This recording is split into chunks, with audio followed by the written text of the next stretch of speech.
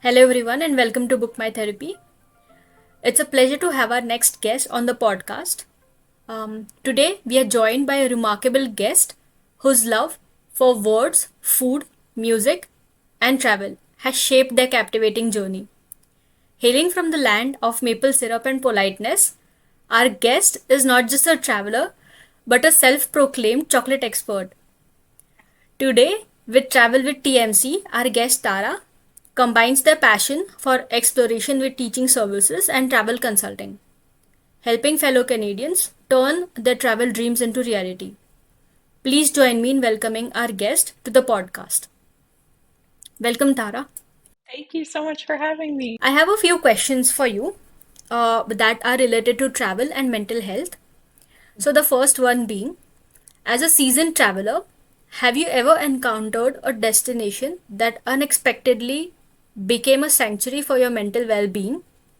What was it about that place that made it a unique heaven for you? Yeah, the first place that comes to mind is Ireland. And anybody who knows me will not be surprised by this. But there's something about the way that people interact there. Um, Everybody and anybody talks to each other there, which I think is just so lovely. And you always feel like you're a part of something when people are interacting with each other. Whereas, by contrast, when I moved home and lived in Toronto, nobody talked to anybody in that city. It was just a very different way of being. And then the musicality of Ireland really just brought both a sense of calm and excitement at the same time. There's something about the music there that yeah, it's phenomenal. Nice. Thank you for sharing. Um, Traveling extensively can be exhilarating but also exhausting.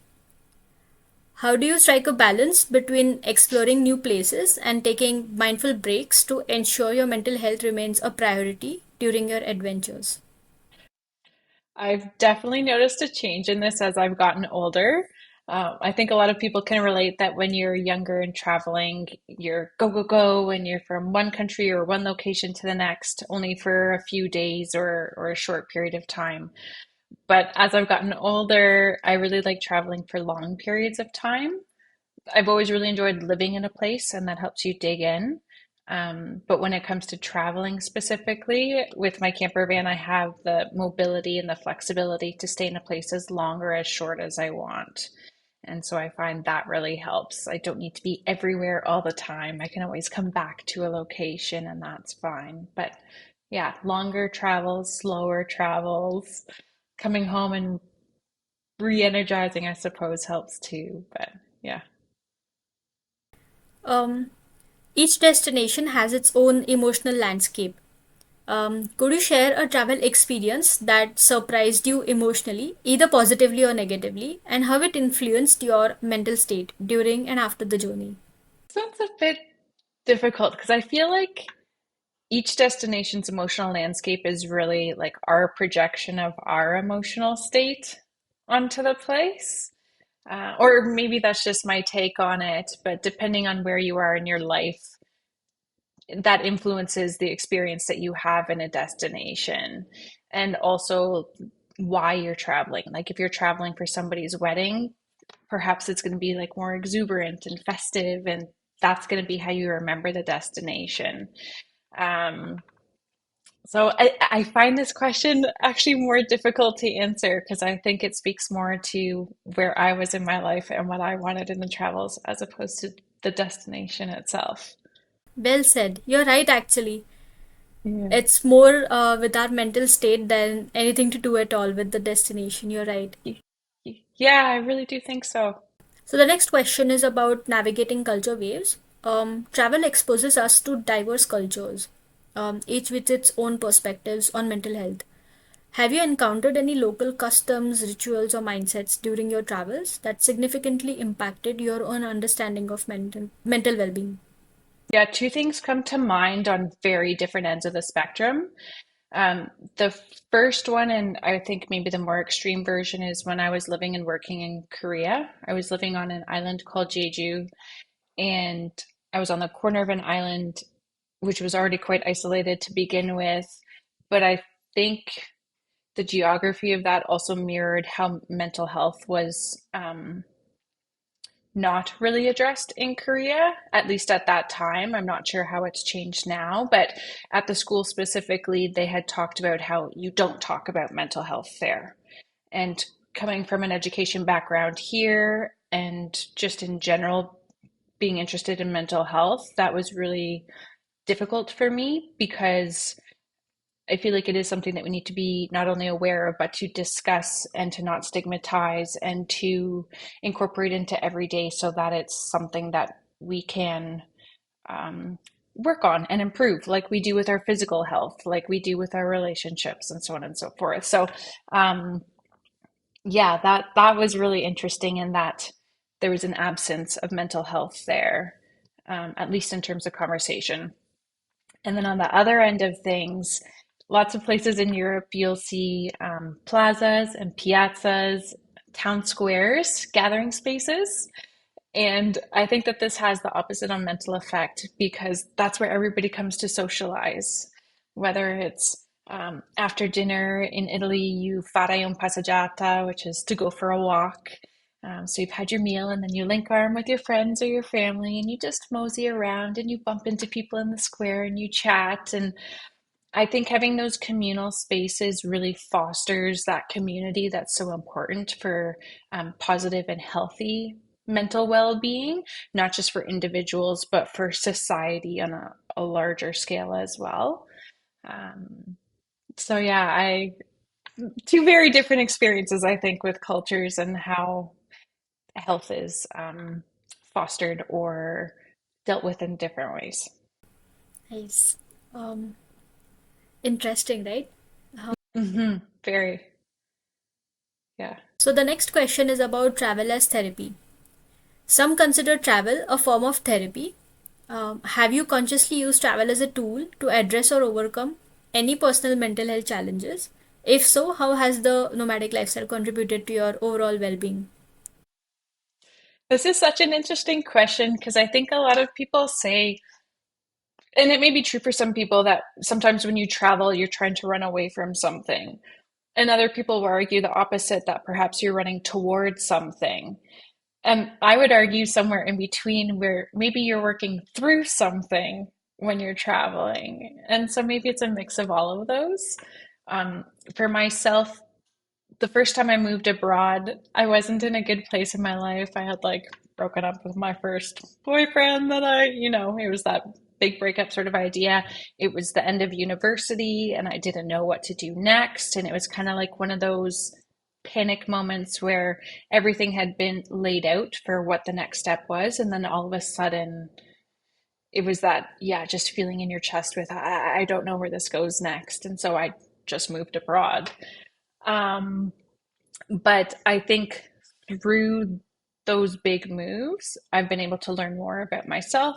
I've been able to understand my surroundings better, been able to have more empathy for other people.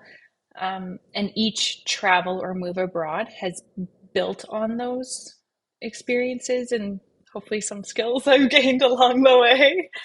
Um, so yeah, in terms of it being therapy, I think a change of place is good for anybody, whether it's, you live in a city and you're going to the city over, or you're heading to the park instead of being at home. Those are smaller forms of travel, but there's still a change of pace, a change of scenery, introducing a little bit of novelty, all things that we get in international travel as well. And I think when people are documenting their travels, whether it's through words or video, that also provides a reflection period. I know I've used that as well. And so, yeah, like I think travel could be a form of therapy. I don't know if I've consciously thought of it in that way before or for that purpose, but it's it's a great tool if you need it for that. Well, thank you for sharing. It is definitely nice. Um, so, the next question is footprints on the mind. Travel memories often linger longer after the journey ends. Can you recall a specific moment from your travel that has left a lasting impact on your mental outlook, shaping the way you perceive life or handle changes? Yeah, it's kind of like where to begin with that. I think as a collective memory, like it wasn't one moment, but it was a collection of similar experiences. Um, so I have a camper van right now for some context to this, but prior to the camper van, my ex and I had gone car camping in several different countries. And backstory to that, I had never camped growing up. So it was a very steep learning curve, very uncomfortable for me at the beginning to adjust. But by the time we were on our third country, I had adapted and I had become more flexible and I had begun to enjoy this so much that I started researching how can I do this all the time, which eventually led me to buying a camper van with a bit more comforts than a Yaris provides. But in terms of it being like a specific travel moment that's changed my mental outlook, I think I was pretty fixed in some of my mindsets to begin with. And I was forced to some extent because of the circumstances that we were in to adapt and to be flexible. And once I started doing that, was when the enjoyment came, when I changed my expectations, when I became open to other things.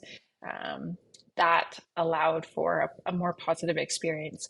And I think just travel in general um, kind of forces, but also it's just like part of the parcel where you learn how to go with the flow. And as somebody who maybe was a bit more type A growing up, I think it was a very good life lesson to have through various travel mishaps. You just need to go with the flow, and it's a great skill to bring back home and into like everyday life as well. But if something doesn't go wrong, that's okay. Like it's still going to work out fine. Things work out as they should. Nice. Thanks for sharing. So, the next question is about journaling.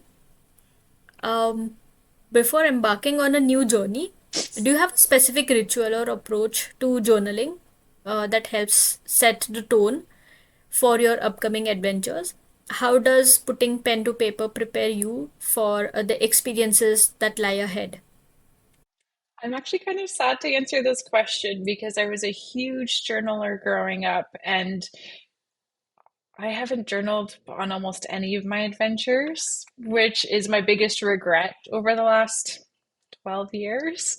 But perhaps with the blog, like with Travel with T-Mick, that has been my journaling to some extent. I do include anecdotes or personal experiences there. Um, or like in writing letters to friends, I think that's been a little bit, or family, that's been a bit more of my journaling process. Um, I don't know if I can give you a good answer for this one because I don't truly journal anymore and I should. That's something I need to pick back up. Oh no, that's perfectly fine. I mean, this is the best. I mean, Tara also has travel blog, and I will link it in the description, so people can go visit it. And she also has um, a course, and she will teach you how to travel in $150 to from Canada to Europe. So, coming back to the last question for the podcast, this is about post travel reflections, and is related to journaling as well. So, after returning from a trip, how does your journaling routine change? Are there any particular aspects of your journey that you prioritize when reflecting on and recording your experiences? And how does the act of journaling contribute to the lasting impact of your travels?